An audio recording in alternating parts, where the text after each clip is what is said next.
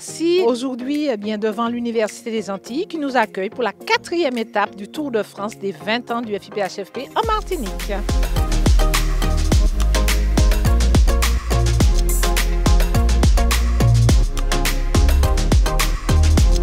Suivez-moi, nous allons démarrer dans 2 minutes. Donc, c'est avec vraiment beaucoup de joie et de plaisir que nous réalisons cette étape. Nous avons accueilli près de 80 personnes qui sont venues partager avec nous cette expérience des 20 ans du FIPHFP. Se sont remémorées toutes les belles réalisations que nous avons pu avoir en 20 ans et puis surtout se rendre compte de l'évolution des mentalités par rapport au sujet du handicap qui se manifeste aujourd'hui par un taux d'emploi pratiquement à 6% au niveau national et dépassant le taux des 6% au niveau de la Martinique. Merci vous qui êtes présents dans le public parce que ça dénote vraiment la qualité de notre partenariat et des habitudes de travail que nous avons ensemble. 20 ans, c'est l'âge des ambitions et finalement, quoi de plus beau que de vous souhaiter un bon anniversaire à l'occasion de ces 20 ans et d'entendre les ambitions qui sont les vôtres pour les années qui viennent.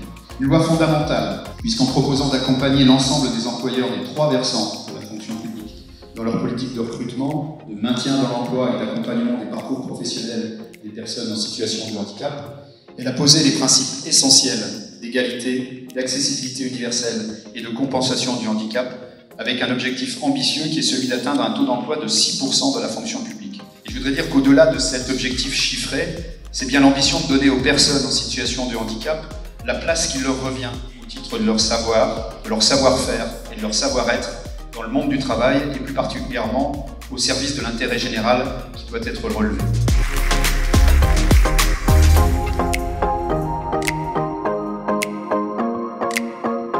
On a vu que notre population elle est vieillissante et donc beaucoup d'agents ayant exercé des métiers pénibles se retrouvent en fin de carrière avec beaucoup de problèmes de santé.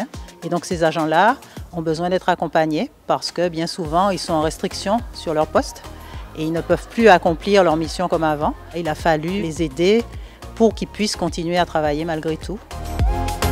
Si j'ai un marqueur à vous donner, c'est l'évolution, la perception du handicap par nos employeurs publics qui a beaucoup évolué depuis ces 14 ans. On est passé de la vision du handicap fauteuil roulant et de la carte blanche à une connaissance beaucoup plus accrue du handicap.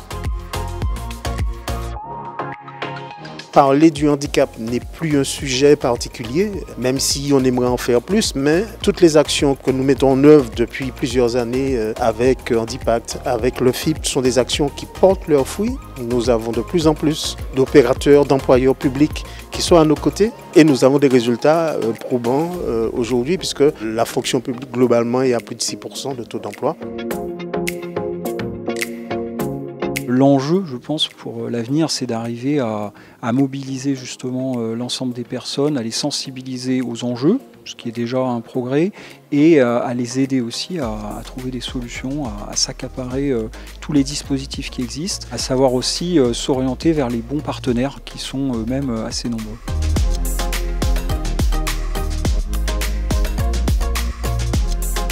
En fait, on est dans une démarche de maillage que nous essayons en tout cas chacun à la volonté de l'éclaircir, de l'approfondir pour que la personne en situation de handicap puisse se retrouver. Donc nous sommes bien centrés, en tout cas dans la démarche réseau que nous avons, sur la personne qui a besoin.